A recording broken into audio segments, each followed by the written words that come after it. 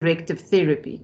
Now, the Children's Act, as it stands, is silent on it, except for if you look at the Act, one would say one would be able to define it as part of those grounds that are deemed to be actions or situations that children are in need of care.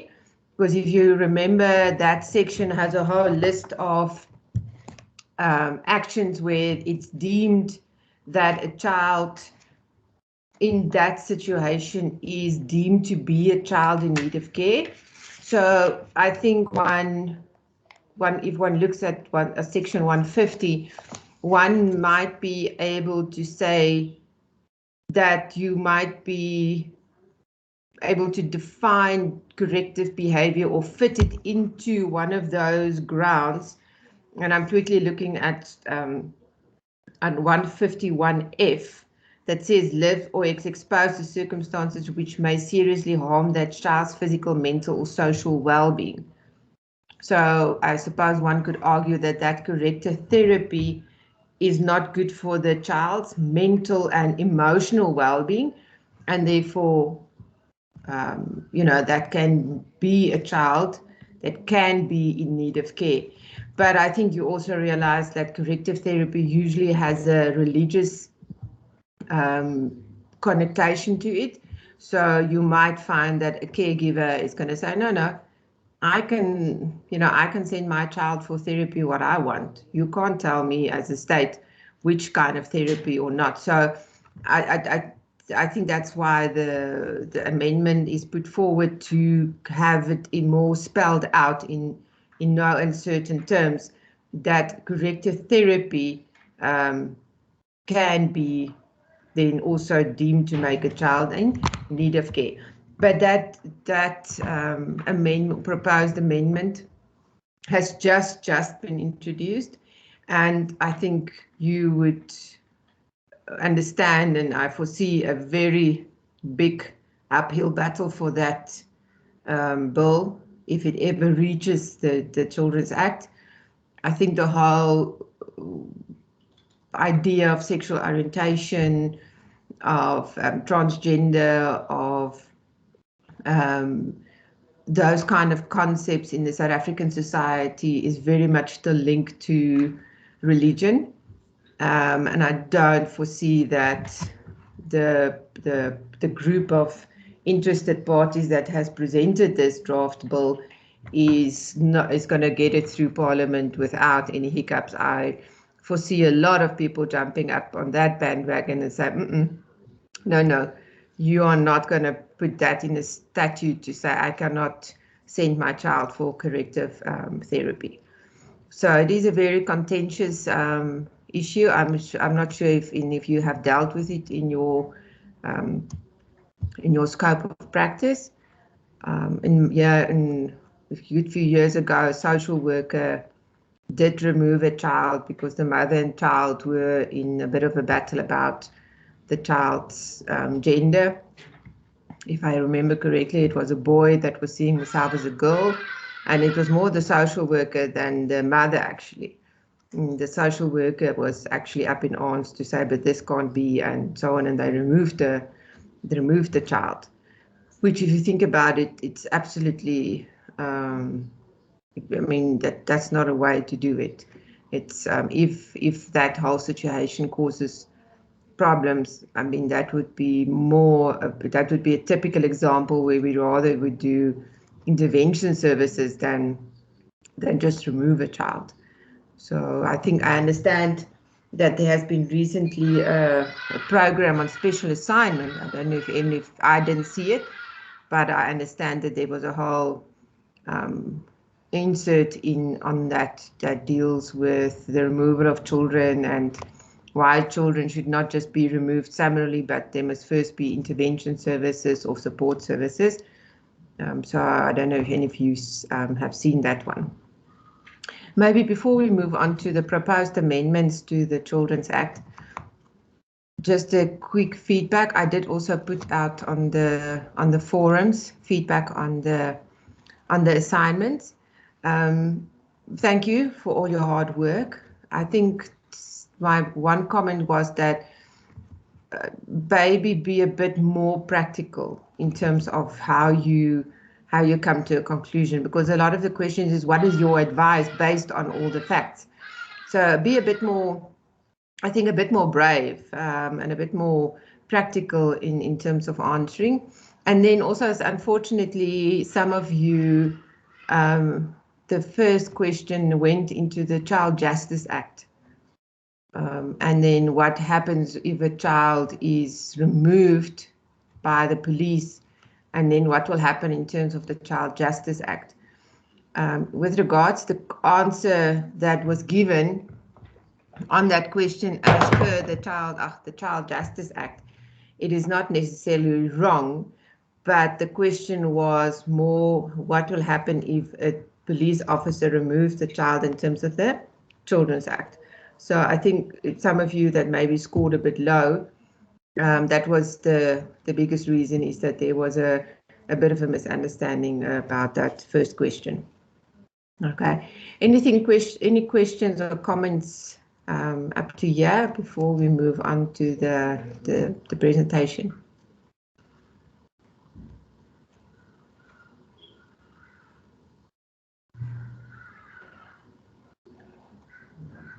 Okay. What I will do through the presentation, I will stop from time to time, and then I will just check in on the conversation to see if there's somebody that has posted a question, because I cannot, unfortunately, do both. I cannot look at the question and answers and do the presentation. So, and that's us. Here's another problem. Because I'm not the organizer tonight, I cannot share. Grace, I see you are still here. Can't you just give me the power to share?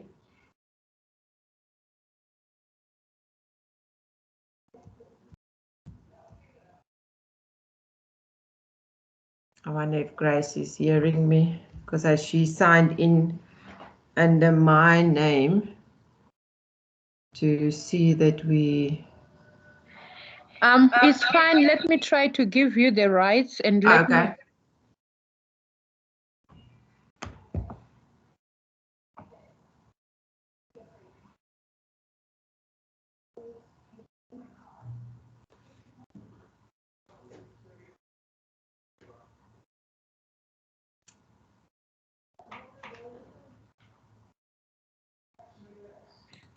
You are logged in as who? As Elizabeth. You should see me under... Let's try. Yes, now I can see. Thank you very much, Grace. All right. Okay, so you can just tell me if you can see the slides. Somebody just say yes. Yes, we can see the slides. Okay, excellent.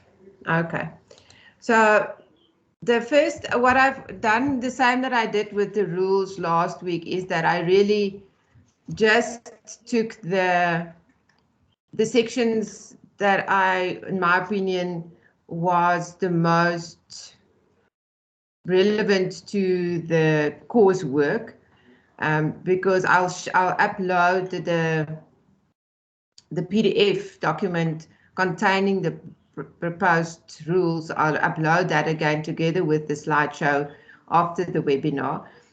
So you can see that there's lots of proposed amendments dealing with drop-in centers and ECDs and something like that, which is not something we were covering in this course. So I'm not, I didn't go into those amendments, but then you can go at your own leisure, go and have a look at those. So the sort of what I've did with the slideshow is I've taken the proposed amendment and I've sort of broken it down. I will from time to time refer back to the current one so that we can just understand how the proposed amendment is going to change the act as it is. And you'll see that a lot of the amendments is not that far reaching.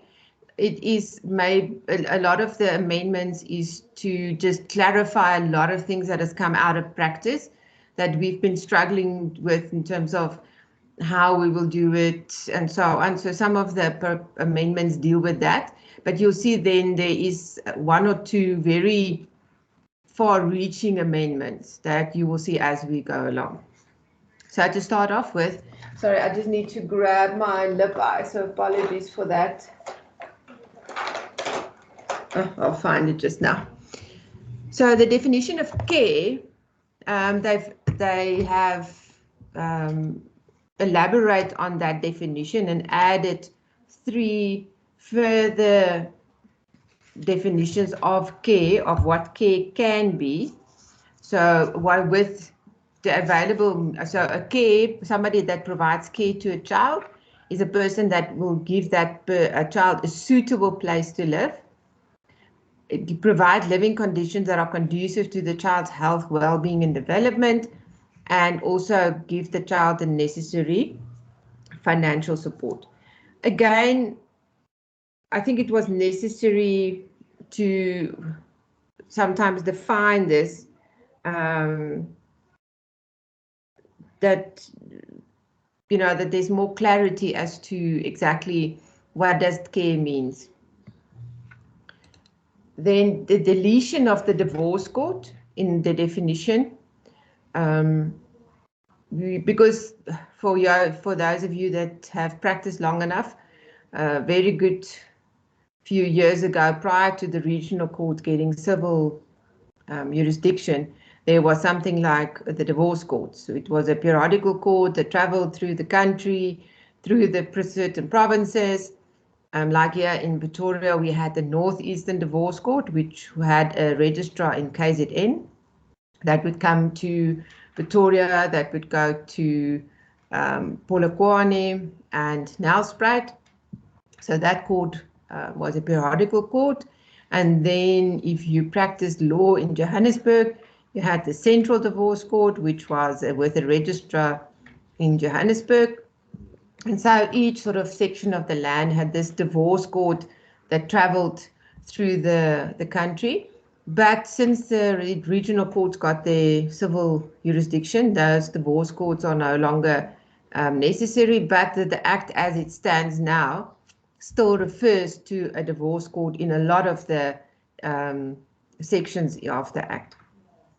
They then insert a new definition of a separated migrant child, means a child that is not a citizen of the Republic and who has been separated from both parents or from previous legal or customary caregivers, but not necessarily from another adult family member, including a child accompanied by an adult family member. Again, this definition came from practice, because I'm sure you also in your area of where you practice, the Children's Court deals a lot with these children that are found. And then there's not always clarity on what kind of child is this, is the Act applicable. So this definition is just again to confirm something that has in any way been happening in practice. So inserting 6A, so if we can just remind about ourselves about section 6 deals with the general principles of the Act, but then 6A is inserted to give clarity on protecting the child's right to privacy and protection of personal information. You will also now know that there's a whole Protection of Personal Information Act that came into existence 1 July. So this is also again a bit of clarity as to the child has a right to privacy and protection of that child's personal information. Currently, the Act does say that you cannot publish any information with regards a case that's in the Children's Court. But this, in my opinion, makes it a bit more stronger. In the past year and a half, I've dealt with a case where the father has created a YouTube channel on which he's now lambasting his problems and lambasting the social workers and myself. And then also where he publishes pictures of the child, although he doesn't name her. I mean, it's easy to identify. So this again is just a little bit of extra to make sure that we protect the child's information. And then in section 7, you'll know that the very last of those grounds of what is in the best interest by substituting the current subsection N and then adding a 0, not 0, sorry, an O, any special needs that a child may have. Again, it's a bit of, I think, again, just a clarification, because if you go through that list, there's already a mention of the special, but it doesn't, again, it says a disability that the child might have. But a disability is a very specific concept, in my opinion. I mean, a disability, if I quickly have to ask you, does somebody have a disability, and you will look at that person and you don't see a blindness or a limp or something obvious, you would say, no, that person doesn't have a disability. But a lot of the children we deal with has special needs. They are, there's attention deficit, they have attachment disorders, they have behavioral disorders, which make them special needs, but which is not specifically mentioned as a disability. So again, the subsection just is to make it a bit more clear is exactly what is in the best interest of a minor child. So then to insert a new section 8.4, now section 8 deals with the application of the Act. Again, just something to clarify, to say this Act applies to every child in the Republic of South Africa. So not if the child is born here, or if the child is found here, or if the child has South African parents. No, every child that is in the Republic of South Africa, this Act applies to. Something that should actually be obvious, but which has led to a lot of debate. So again, just a clarification. So the biggest, as I was saying when we started, comes in chapter 3 of the Act, where there's now a part 1 and a part 1A. So chapter 3, just to refresh your memories, deals with parental rights responsibilities. And then specifically, that is you'll know that is where you find section 21 that deals with the rights of unmarried fathers. So there is always this talk of, and I'm sure you've heard that before, of this automatic acquisition of rights, and then just the ordinary. And sometimes people would have spoken or said, but oh no, that's automatic. But the Act didn't use those words. It just said, as if you are a mother, then those are your rights. If you're a married father, then those are your rights. If you're an unmarried father, then those are your rights. So this proposed amendment is again just to clarify certain instances where there might be an automatic acquisition of parental rights and responsibilities. Let me pause here. Is there any questions? Oh, okay. So Brigitte is asking if your client is a child, can they sign the POPI forms with regards to mandate? You see, for me, my answer is the child can give you that mandate. Because why do we get involved for children? Because they are in conflict with their parents.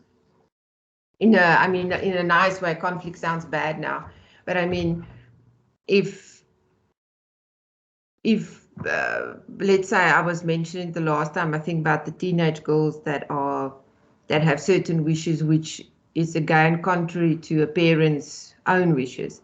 So if we now say to that parent or parents, you have to sign, you know, what's gonna, because I'm sure all of you will also agree with me that the parents, because they are in this high conflict matter, and they cannot agree on anything, how are they going to assign anything?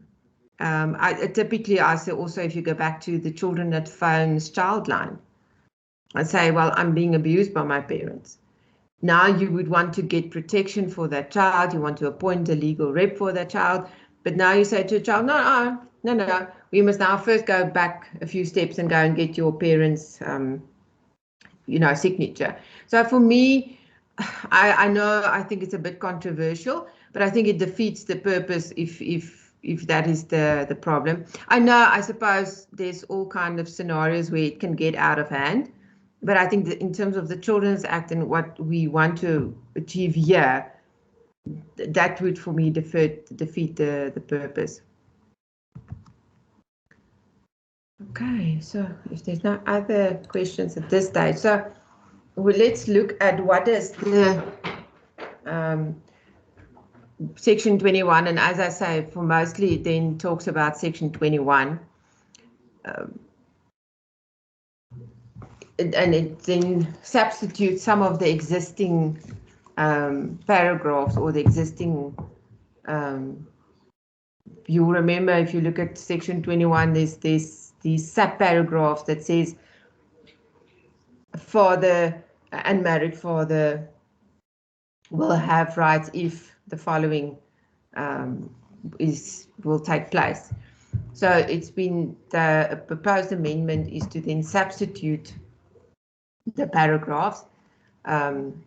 Is living, so at the time of the child's conception or birth or any time between, the biological father is living with the mother in a permanent life partnership, contributes or attempt to contribute, and contributors have attempted to, in good faith, to contribute towards expenses in connection with the maintenance of the child.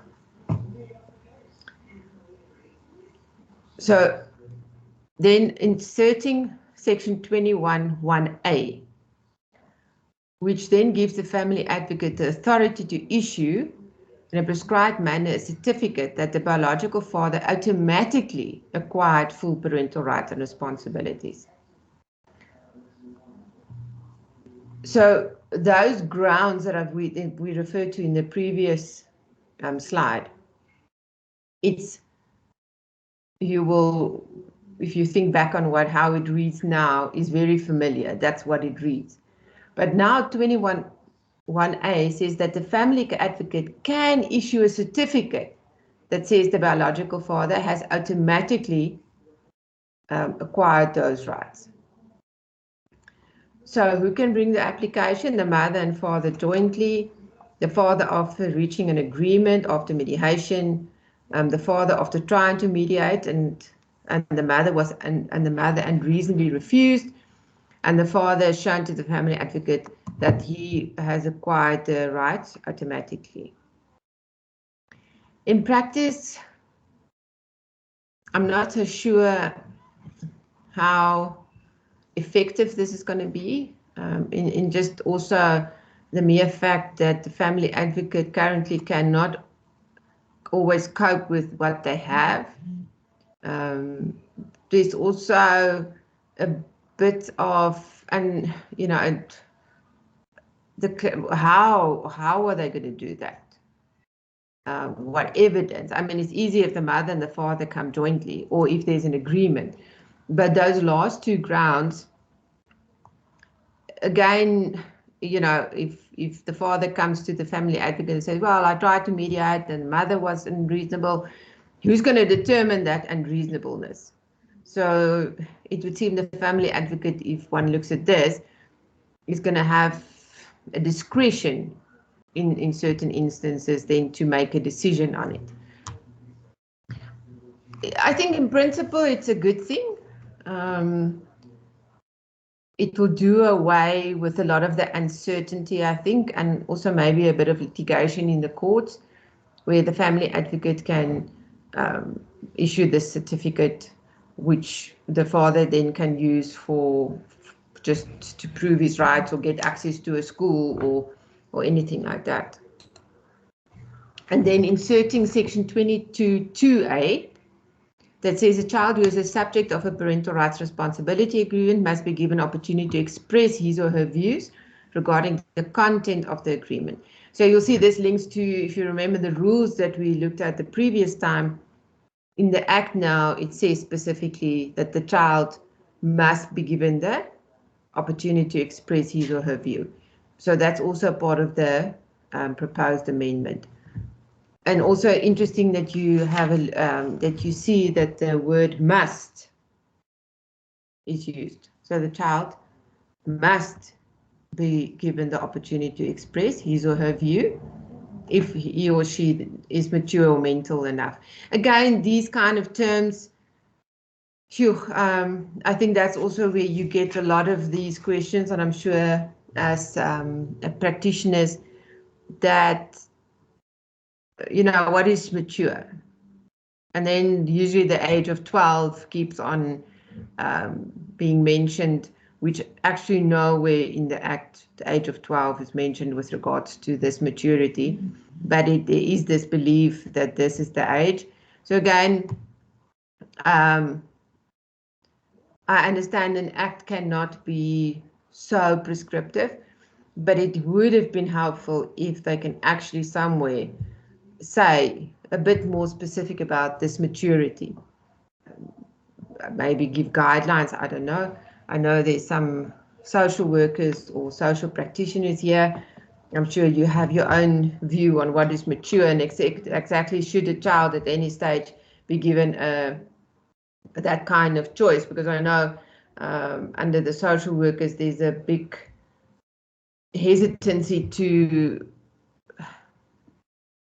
say, but the child must be given that choice almost. You must give the child the choice of what they want and what they don't want. Although this section talks about express his or her views, not choose between if this is the right or the wrong agreement according to them. And then inserting section 30A. Now 30 deals with co-holders of parental responsibilities and rights, to say that more than one person may hold parental rights responsibilities in respect of the same child. By inserting, so they're inserting section 30A that says the parents must agree on the residence of a child. The residence must be determined in accordance with the best interest and may include the residence with both parents, where the parents are living together, residence with one parent. Residence with one parent will not affect joint exercising of parental rights responsibility. If there's a dispute, it must be referred to mediation before approaching a relevant court. Again, I think it's a bit of giving clarity on what exactly does residence mean, because there's been, again, in practice, there's been this, what we call a joint, where, you know, a shared residency.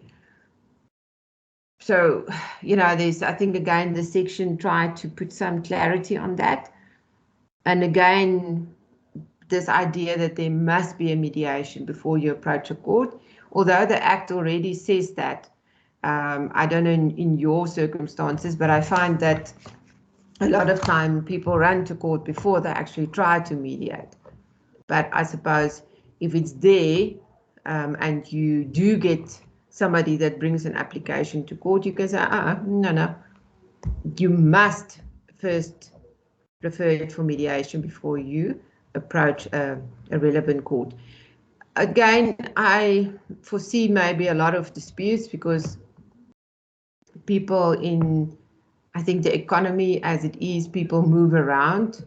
They all stay in the one town, but now somebody got a perfectly good employment opportunity in another province. Then what? And there's always this thing of, but no, but you know, the child must be near us, and this is that, and the following. So I foresee that this might also lead to a bit of litigation or a lot of mediations. And again, I'm not sure everybody has the money to pay for mediators. So section 35, again, just spells out the offences that you can be found guilty of if you refuse the access or of a child in terms of this. So if there's an agreement, sorry, oh, sorry, if there's an agreement and that person refused the rights, that is guilty of an offence, then the person having contact rights in terms of agreement must be informed by the other holder of any change of address. This second part of the amendment, the other day a colleague phoned me and says, but where in the act it says that that there must be sort of both parents must inform each other of the change of address.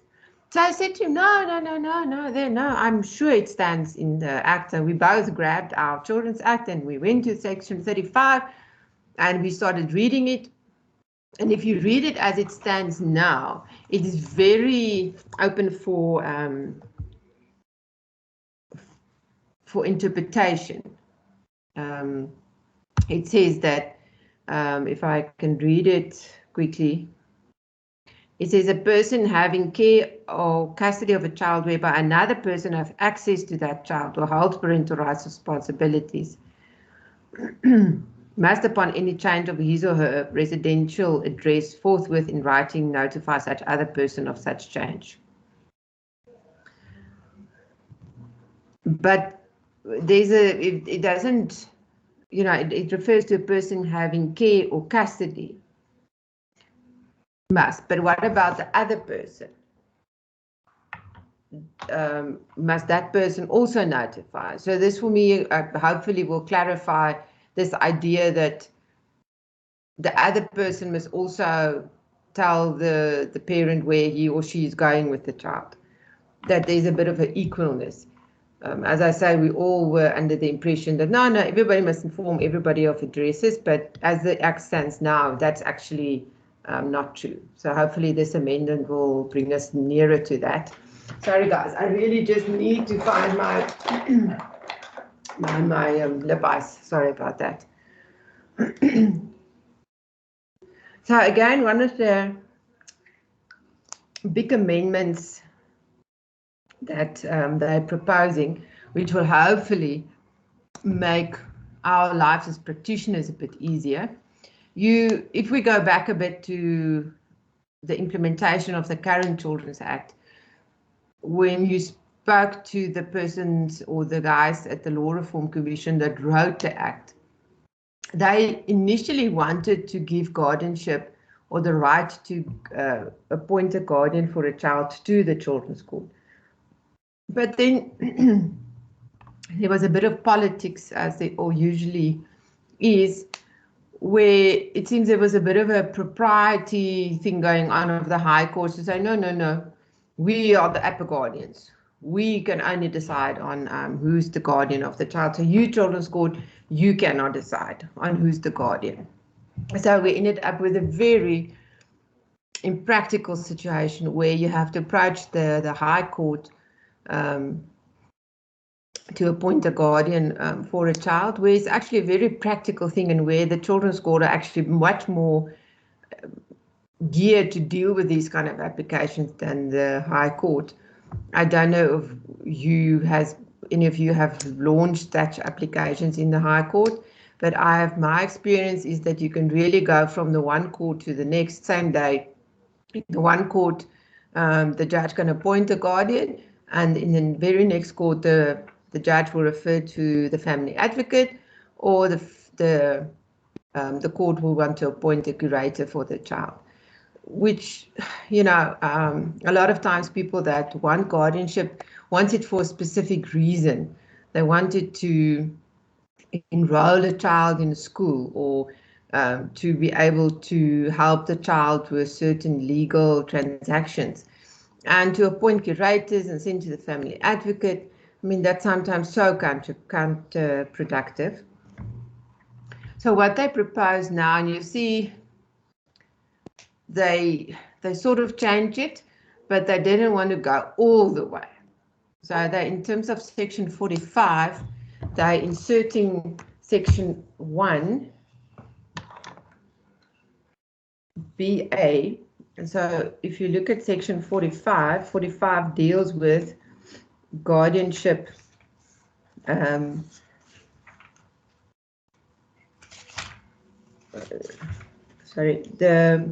45 deals with the orders that a children's court may make.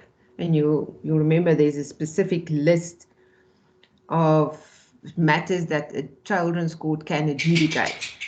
And because the children's court is a creature of statute, if it's not mentioned here, the court cannot do it. So what they've done now is they've inserted this kind of matters that the children's court can adjudicate, and that is can adjudicate guardianship applications for orphaned or abandoned children as contemplated in section 24.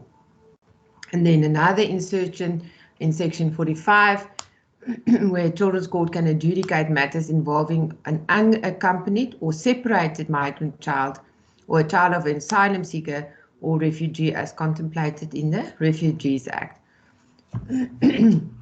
Again, I think this was these two insertions, is just to make things in practice a bit easier. But if we go back to the one that deals with guardianship, a lot of the guardianship applications in any way that I deal with is children that has been orphaned, that doesn't have a father, that doesn't have a mother, that is living with the aunt, the uncle, the brother, or a sister. So they will fall under this definition. The only problem that I foresee is that a lot of times there is still another guardian in the background somewhere, which is not part of the child's life anymore. So there's an absent father or absent mother. So once you start consulting, they would usually tell you, no, the mother is still alive or the father is still alive, but this child has been living with me since birth, and the other parent, although acknowledged as a parent, plays no role, makes no contribution. So in those instances, I foresee, as it stands now, you will still have to approach the children's court and then meet the requirements of section 24.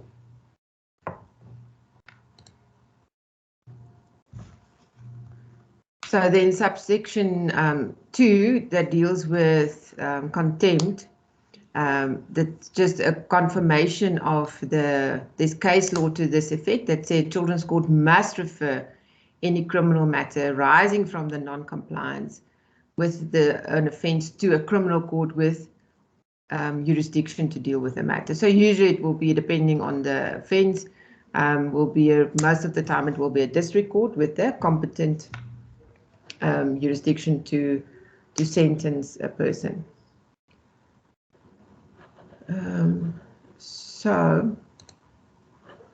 Sorry, let me go back one. Just wanna, for now, in the.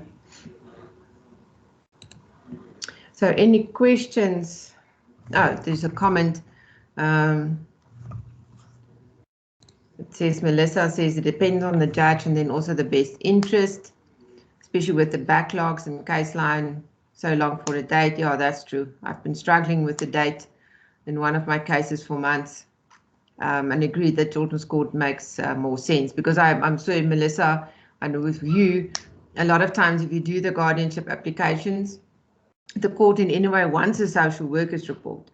My experience with the High Court in both Pretoria and in Johannesburg, they will not even think of entertaining a guardianship application without a social workers report. So, and it's not always so easy. You say, oh, okay, go and get a social worker. In one of my current cases, I can not get the Department of Social Development, an MPO to give me a social worker's report for free. So I cannot get one of those organizations to assist me, where if you go to the children's court refer it to a social worker for the necessary background report. So that will make life much easier. Thanks for that, Marissa. Marissa, do you practice in Johannesburg or Pretoria?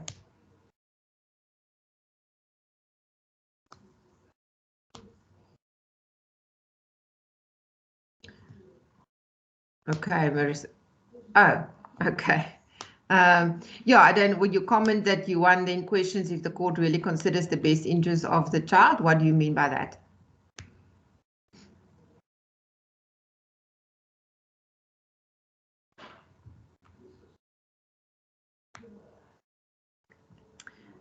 You can just unmute yourself and you can just also say what do you think, what do you mean by that, because of the sort of the disparity between the courts?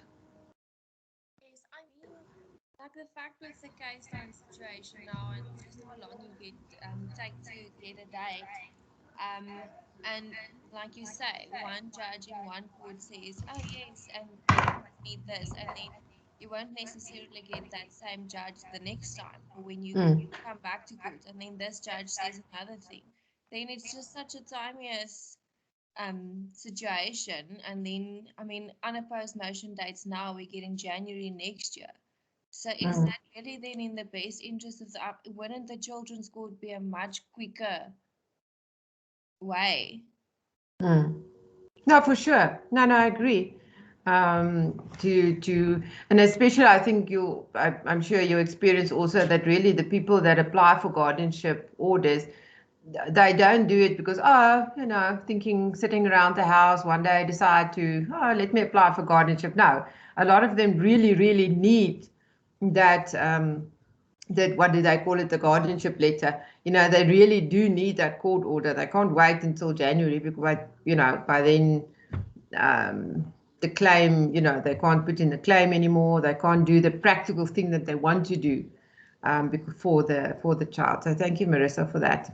Thank you, ma'am. Any other questions or remarks?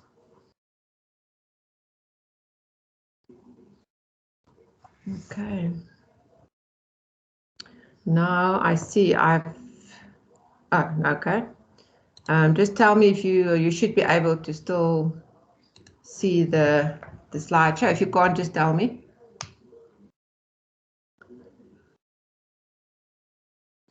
So in terms of the High Court and the jurisdiction that only the High Court will have is that in terms of surrogate agreements, the High Court will still have exclusive jurisdiction over those agreements.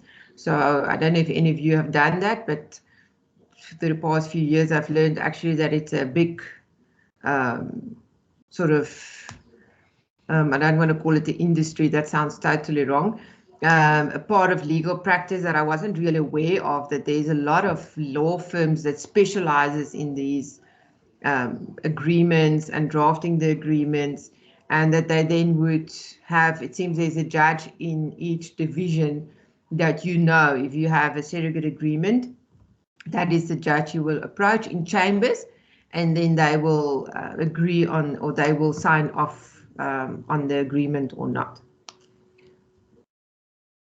So then inserting in terms of section 45 and the matters that the court can adjudicate, inserting just the obvious that in terms of the guardianship applications, as we discussed, the guardianship has the High Court and the Children's Court have concurrent jurisdiction, and inserting 3B that the High Court and the Children's Court have concurrent jurisdiction over the assignment, the exercise, the extension, the restriction, the suspension or the termination of guardianship in respect of a child.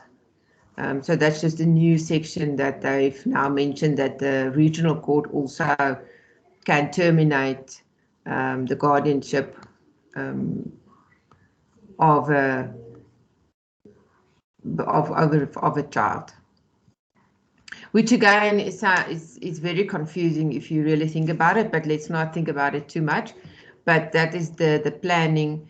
Again, when I spoke to one of the presiding officers in the Children's Court. He presides in the Tembisa Children's Court, and he's very involved in the writing of the regulations and the act and the amendments. And he says again, there was still a lot of debate about this. Should they, shouldn't they allow the Children's Court to have this, let's call it the power, which, yeah, but let's leave it at that. I'm sure we can go on and on about that. So section 46, it says orders that the Children's Court may make. So one of the new orders that they can make, in order for the assignment, the exercise, the extension, the restriction, the suspension or termination of parental rights responsibilities in respect of a child. Again, it is something that they in any way, I mean, they can, if we look at 46 now, let me just get it before me.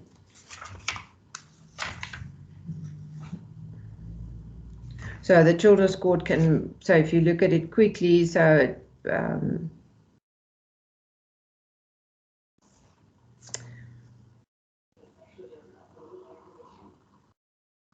okay, so again, a lot of the section 646 orders that the Children's Court may make deals with the child in need of care scenario. So refer the child to a psychologist or a social worker, or place the child in partial care, or do an adoption order. In terms of your child protection orders, there's certain things they can instruct a hospital to keep a child. So this is then will be 46(1)(ca) that then say give them this express or power to terminate in parental rights responsibilities.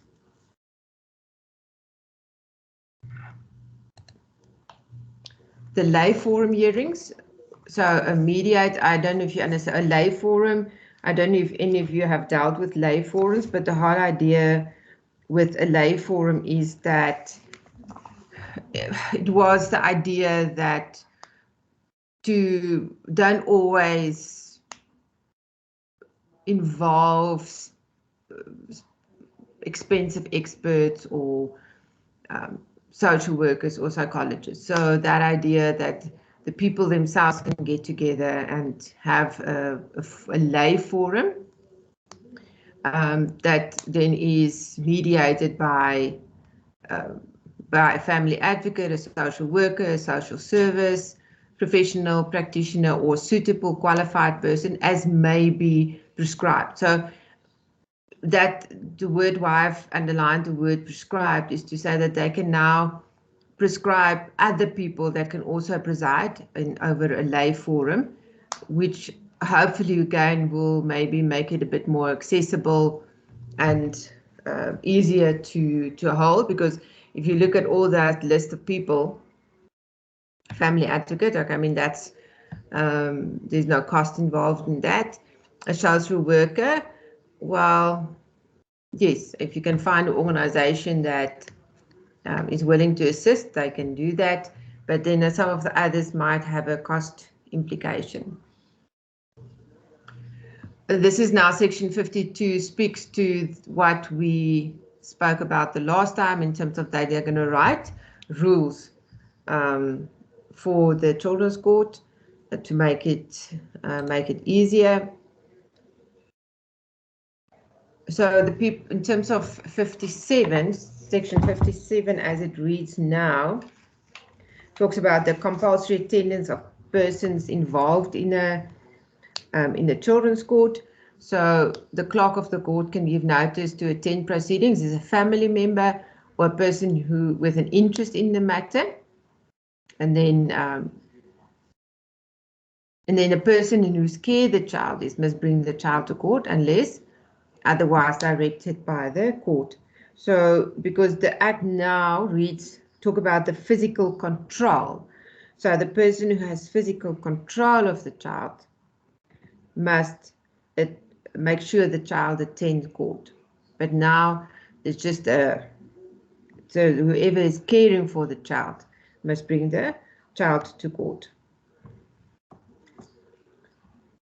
So again, just a bit of a clarification on exactly, you know, who and what and how and so on.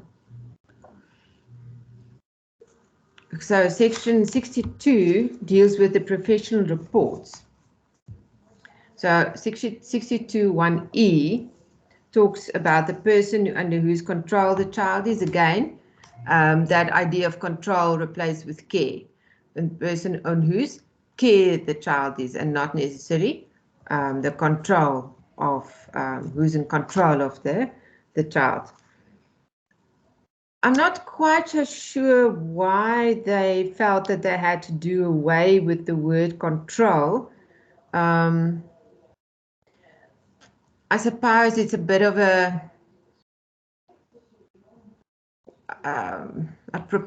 always want to say a proprietary word, you know, somebody you control something. So I don't know if the idea was that they think that that excludes a lot of people. So rather the person who cares for the child, that doesn't necessarily has a physical, the child doesn't necessarily have to be physically present in this child's household. So the person can care for the child, but maybe not in a day-to-day. So I don't know if that is the the idea that otherwise, as the Act stands, it says that that person who controls the child must bring it, and sometimes that person might not can or cannot or might not want to bring the child. So maybe that making it a bit broader. A person who cares for the child can bring the child to court. Sorry. Then section 63 that deals with evidence. A written report compiled by a medical practitioner, psychologist, a family counselor. Again, that idea as prescribed. So yes, there's a list in the Act, but in the regulations, they can prescribe other persons who must file a written report in a specific matter. Because a lot of times, you know how lists work. If the name of the person is not on the list, then, you know, they cannot file a report. So section 74 is then deleted. Now 74 deals with the publication of information relating to proceedings. So one would think that, okay, that's strange. If you think about the fact that we spoke about that you don't want people to publish information about a case, but then there's still section 66 that protects the court case records and put the magistrate in control on certain instances. Remember, I think the problem also was that in terms of the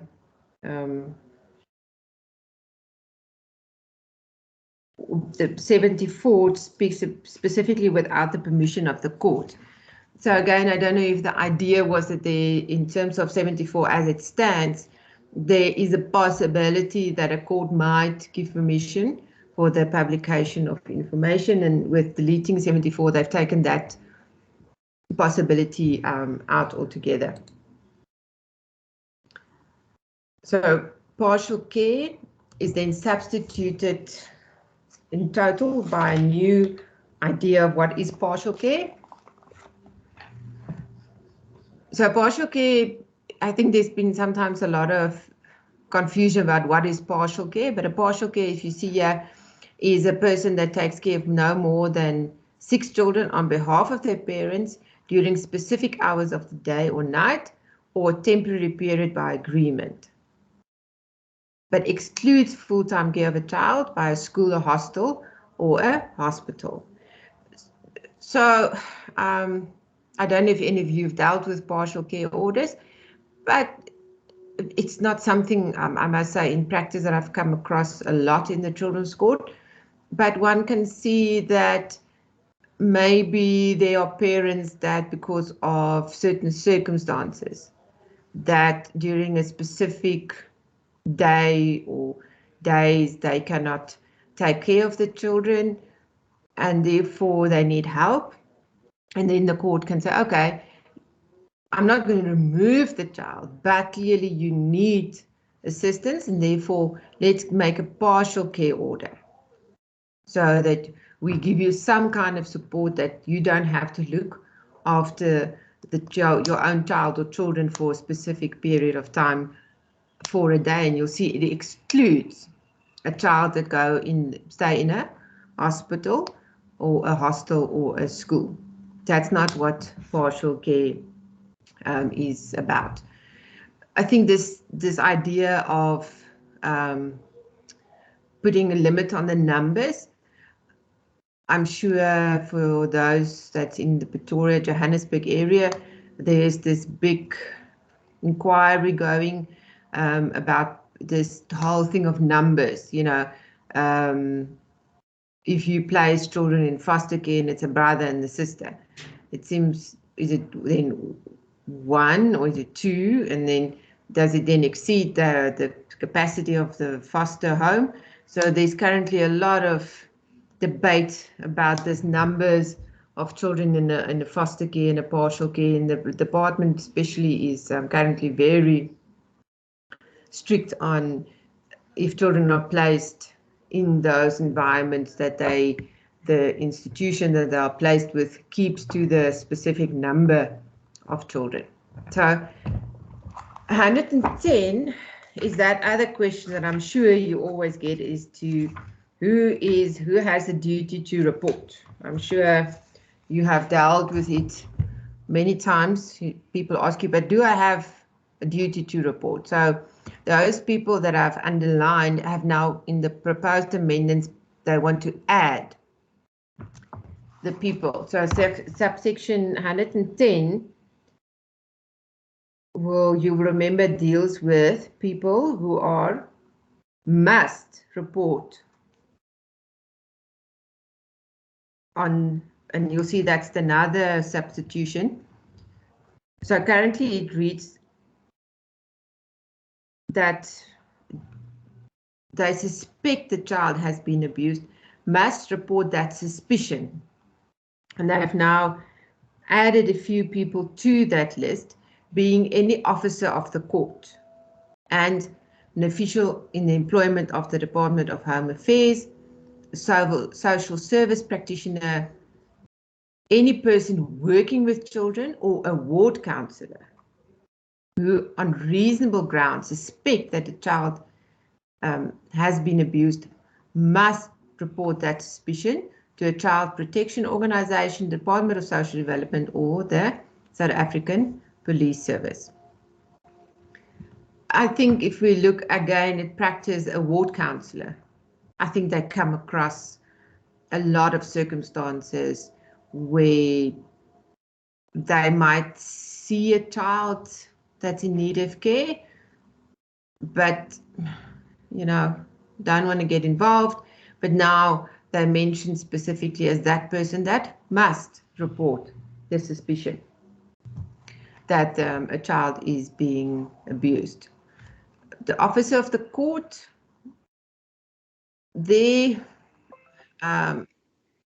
one would think about maybe the clerk of the court, where they maybe see something at court. Do they have a duty to report that abuse of what they see, or is the officer of the court the magistrate? That's not clear from what exactly is it that they mean there.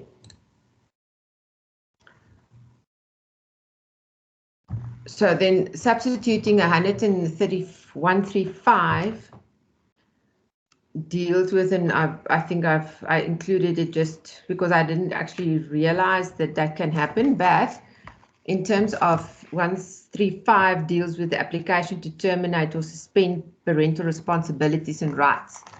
So that who are those people that can apply? The DG or provincial head of DSD or designated child protection organization may apply to the High Court or the Regional Court the Children's Court for the suspending of rights or the restricting or circumscribing the exercise of rights. So when I did this and I was thinking about what kind of circumstances that might be. And I was trying to think of a situation where one of those organizations might apply for the suspension of rights, the suspending of rights. The only thing that I can think about is if maybe a children's home, but they don't really fall within this, the list of competent people. But it can be that one of the child protection organizations that is involved in a matter or that is caring for a child in terms of a foster placement, a foster cluster scheme, can apply for the suspension of rights or the restriction of the exercising of those rights. Okay, so let me just see if there's any questions. Yes, thanks, Bruce. Yeah, that is also with the Papaya Act that came into being, that will also address those issues of the protection of personal information. Yeah, thank you very much for that. Any other remarks or questions? You can just raise your hand. Also, if you want to, you don't have to type a comment.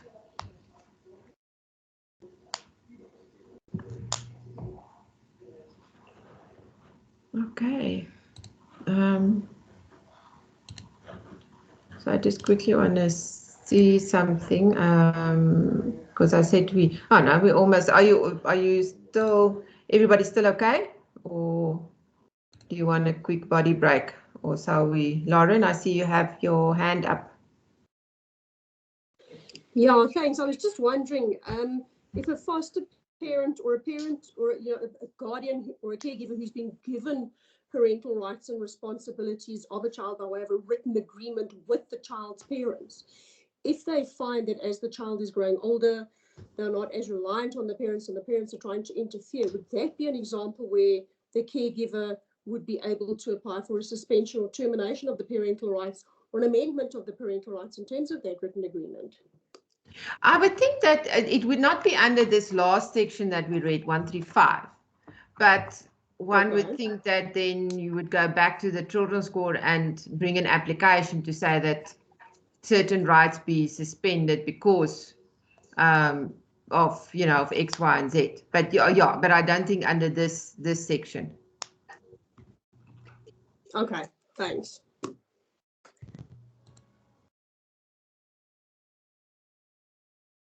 Okay, good. Okay, I see Marissa has said, no, we're still okay. We're going to push through and finish. And then everybody can go and have some supper and a coffee to drink or a cup of tea, and then watch the news to see what's happening out there in this craziness that we are currently living in. Okay, sorry, let me almost see. Okay, so, and now a child's section 150, which I've referred to earlier on, deals with when is a child deemed to be a child in need of care and protection. So there's some substitutions and some deletions. To substitute 151A to say a child is in need of care and protection if the child has been abandoned or orphaned and has no parent, guardian, family member or caregiver who is able and suitable to care for that child. If I remember correctly, and I don't want to lie, but if I remember correctly, that is the change is this idea that is able and suitable, because currently it reads has been abandoned or orphaned and does not have an ability to support him or herself, and such inability is readily apparent. So Jane, again, just a little bit of a extension of that idea of dependent and orphaned, but also has no parent or guardian or family member or caregiver who is able and suitable to care for that child. Because sometimes a lot of times there's a family member or other caregiver that says, no, okay, you know, here I am. But the mere fact that they are a family member doesn't make them necessarily able. So are they able and suitable to take care of the child? By deleting the word or at the end of 151H, and you will, because or then makes if you read it very strictly in terms of how you read and act, it says that then H and A is in, so it's either or is in a state of physical or mental neglect, or is being maltreated, abused deliberately. So it sounds to be, it's one of these. So to take out the or, it makes an and. Then substitute in section 151I with a child is in need of care and protection if the child is being maltreated, abused, deliberately neglected or degraded by a parent, a caregiver, a person who has parental rights responsibilities, or a family member of the child or a person in whose care the child is. Just again, a little bit of an extension of the existing one.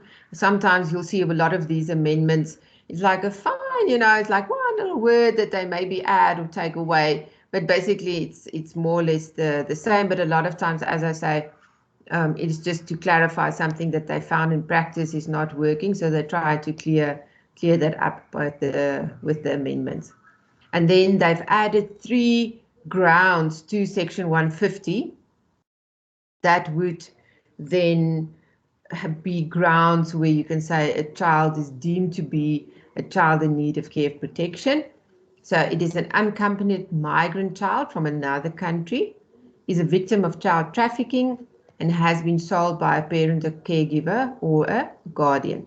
So again, that when we go back to the definitions, that's why you now find the definition of a migrant child to understand exactly what is a migrant child. I think the other two is self-explanatory: a victim of child trafficking, or has been sold by a parent, a caregiver, or a guardian. So those children, if found and they fall under those 3 new grounds, is then deemed to be a child in need of care.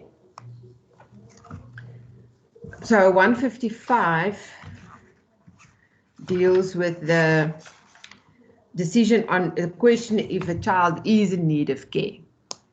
So if the court has then done the investigation or they need to make a decision, then these are the few amendments that are suggested.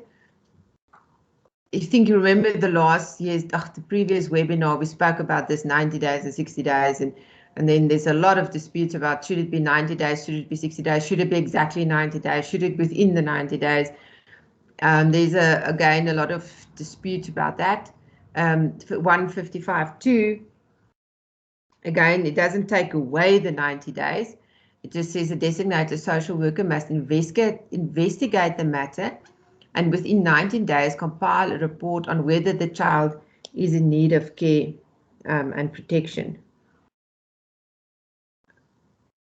Before the child is born, so the one currently reads, before the child is brought before the Children's Court, a designated social worker must investigate the matter and within 90 days compile a report in the prescribed manner on whether the child is in need of care protection.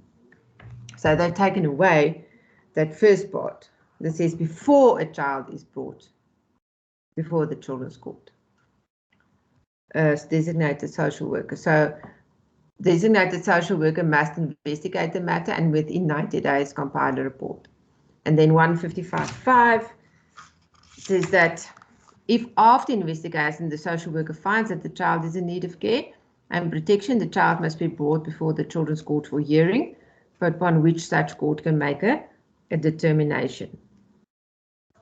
5 currently just refers to 2, and I think that's why they had to change both, because the 2 as it stands now refers to the investigation prior to coming to court. So they just had to link the 2. Again, so you say it's small changes. Again, in practice, it's just the time periods that sometimes gives problems that they need to address. So then 55.6 is then replaced. Again, just making sure the most what is in the Act as it is at the moment, which again is impractical. That says the Children's Court hearing the matter may adjourn the matter for a period not exceeding 14 days at a time. So now they say not exceeding 30 days at a time.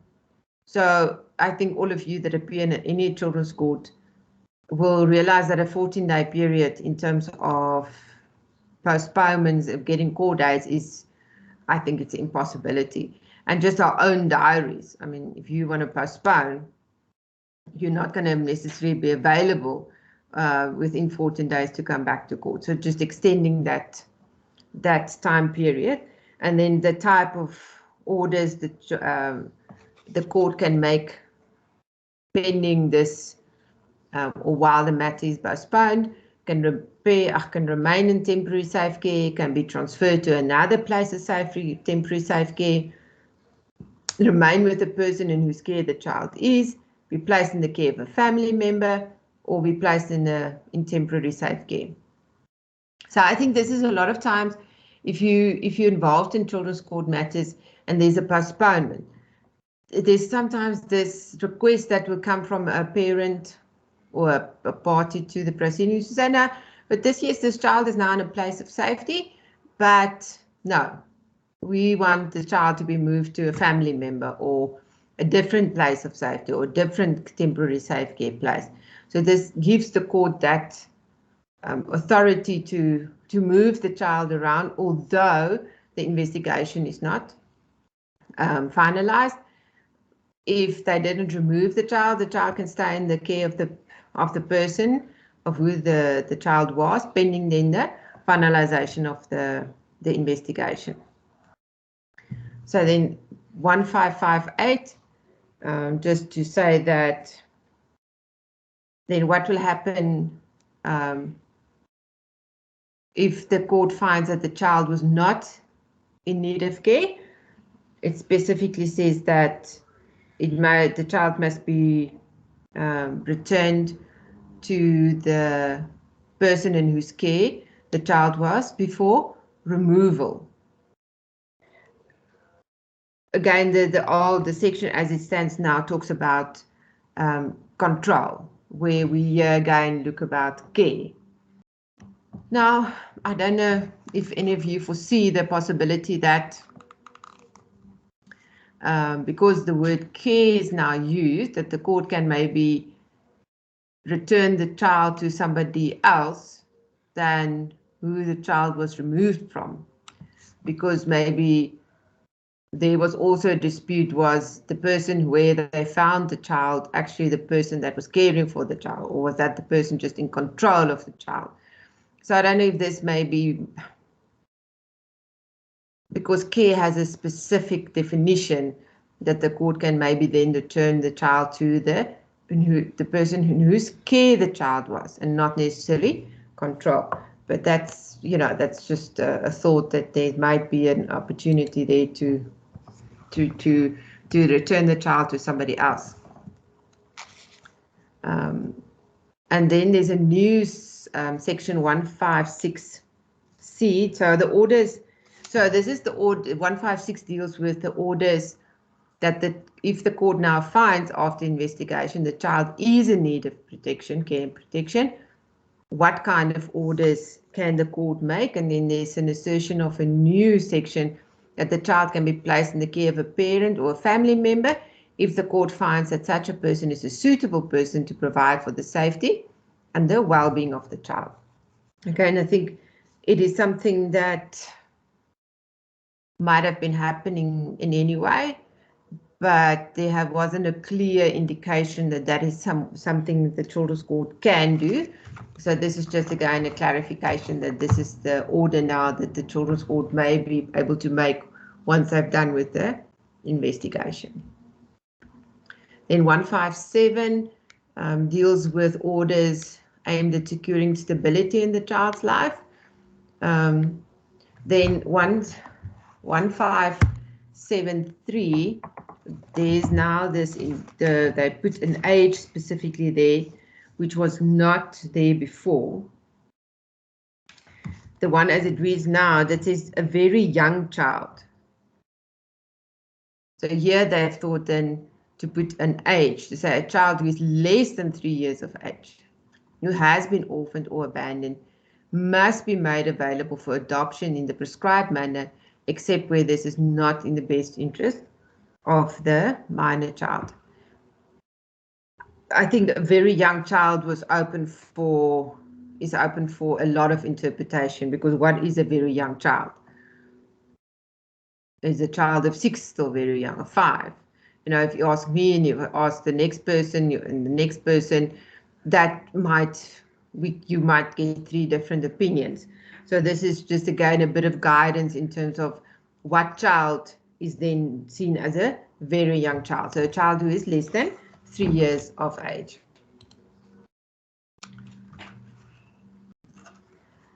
Then 159, there's a new 2A, which this is dealing with the placement of children and the duration of those orders. The court may extend an alternative care order that has lapsed, or make an interim order for a period not exceeding 6 months on good cause shown. Again, then just this, I'm sure you are aware of this, all this hula that has went on about when can they make orders, what about if it's lapsed, or what's an interim order. So again, there's just idea that there's a bit more clarity as to what can they make, when can they make it, and for how long can they make it. Okay. Sorry, my voice tonight, it seems, is not cooperating. Okay. Okay, good. So I will upload the whole proposed amendments for you, so you can have a look at your own leisure at all the amendments that they want to put in place. The other day I did ask, there's no date yet. It seems that some of the provisions are a bit controversial, so they're still thinking about it. But it seems the idea is that in essence, most of the amendments will go through. But it seems the ones with the guardianship, although we're praying and hoping that those will be implemented, might still be a bit of an issue. Okay, any other questions? Comments?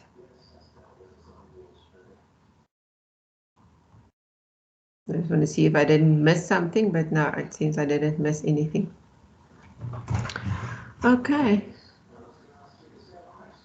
Brigitte, I haven't forgotten about you. It's just that currently some of legal aid offices are closed.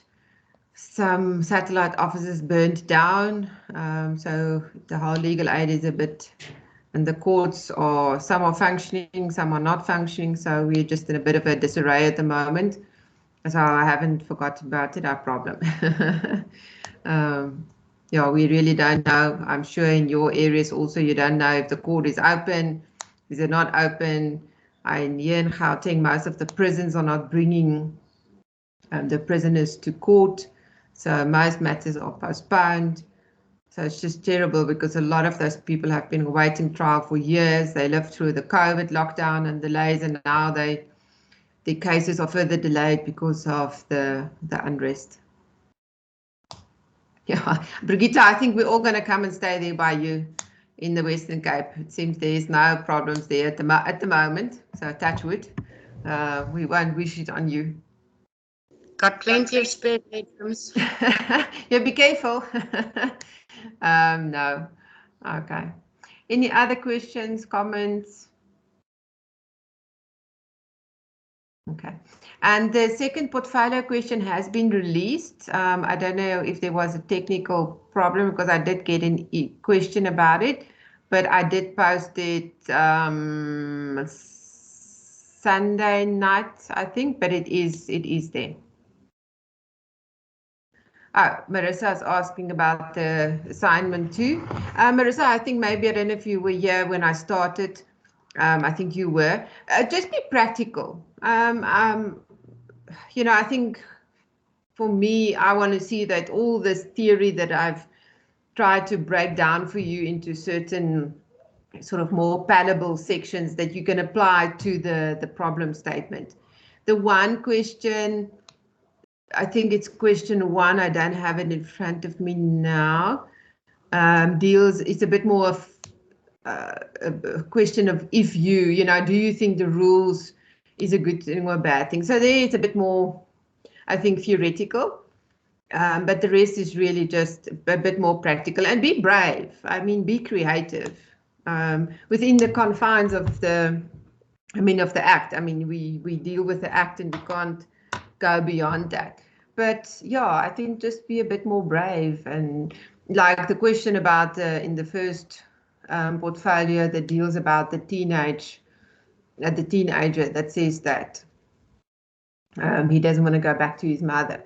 I think there's one in all the assignments that somebody actually suggested appointing a legal representative for him prior to going to court, prior to going to the family advocate, prior to mediation. And my question is, why not?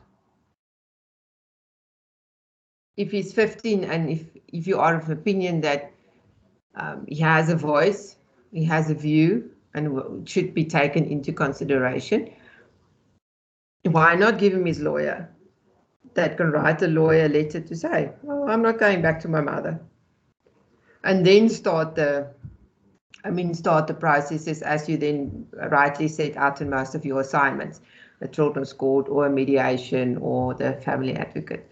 So yeah, be brave and see what creative solutions you can find. Okay. Anything else?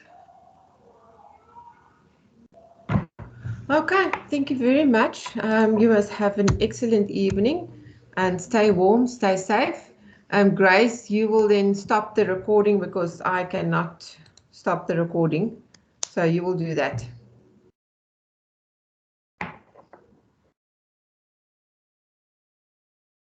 Because last time I left and I forgot to stop, so Grace is now the one.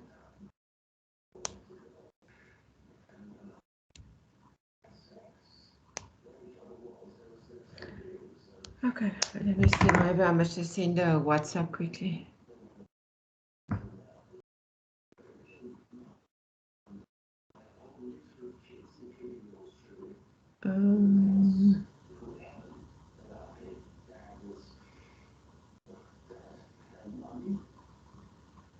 Let me just tell her quickly.